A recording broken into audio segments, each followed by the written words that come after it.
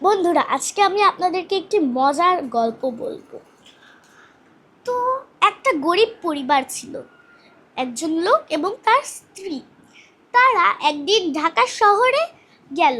ঢাকা শহরে তারা গিয়ে দেখলো অনেক বড় বড় বিল্ডিং, অনেক বড় বড় দালান, অনেক বড় বড় দোকান।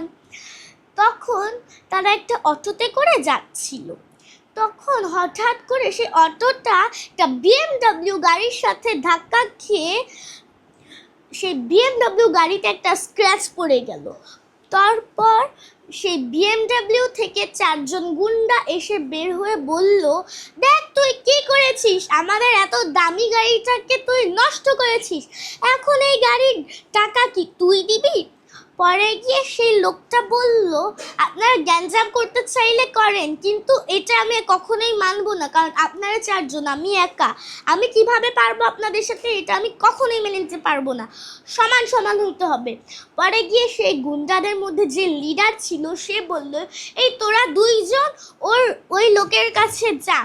কিন্তু লোকটা বলল, এটাও আমি মেনে নিব না, আমরা 3জন আর আপনারা 2জন, এটাও হবে না, এক কাজ করেন, আপনারা 2জন এবং আপনারা 2জন একসাথে গ্যাঞ্জাম করেন, আমি যাই, তাহলে পারফেক্ট হবে। তো এই গল্প থেকে আপনারা কি শিখলেন? চালাকি করলে সবসময় পার পাওয়া যায়।